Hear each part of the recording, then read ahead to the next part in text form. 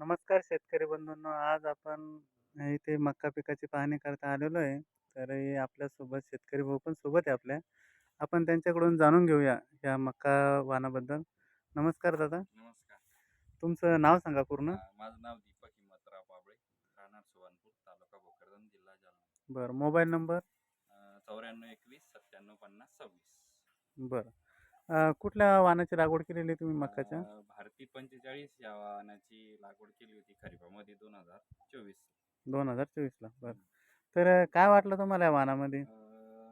वाहन चांगलं आहे, हां. लवकर येणार आहे, कणस पण चांगली आहे, हाईट मिडियम आहे. अच्छा. आणि तुम्ही पाहू शकता आता कणस बी एकदम जबरदस्त आहे. म्हणजे एकंदरीत आतापर्यंत लावलेल्या वाहनातून सगळ्यात चांगलं वाहन असं वाटलं यावर्षी. लवकर पण आलंय, कणस पण मस्त जबरदस्त आहे एकदम. ओके. आणि रोगप्रतिकार शक्ती चांगली आहे, रोगाला बळी पडत नाही, आळाईचं त्याच्यावर कमी प्रादुर्भाव आहे. फक्त 2 फवारण्या यावेळेस आम्ही या मक्काला केलंय, त्यामुळं चांगलं जमलंय पाहिलं यावर्षी तर. बरं. याचं जर्मिनेशन वगैरे कसं होतं? जर्मिनेशन 99% जर्मिनेशन आलं यावेळेस, अजिबात तुटाच नाही पडल्या. पुऱ्या प्लॉटमध्ये जमीन कशी आहे, आता 2 जमिनीत पेरला आम्ही ना, हां. दोन्ही जमिनीत एकदम जबरदस्त रिझल्ट आहे त्याचा. म्हणजे 100% मानता येईल जर्मिनेशन. 100% जर्मिनेशन हो म्हणताय. हो हो. बरं. तर कंपनीचं म्हणणं असं आहे, की बा बुडापासून तर टोकापर्यंत दाणा मक्काचा भरतो. तर आम्हाला एक कणूस सोलून दाखवा ना.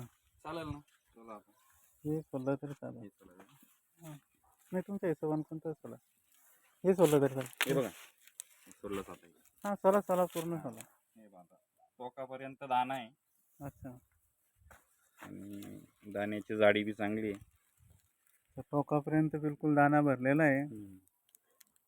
ओके. तर तुम्ही शेतकरी बंधूंसाठी काय मेसेज द्याल, की त्यांनी वाण लागवड करायला पाहिजे का कसं? नक्कीच. वाण आता आपल्या शेतात तर चांगलं झालंय.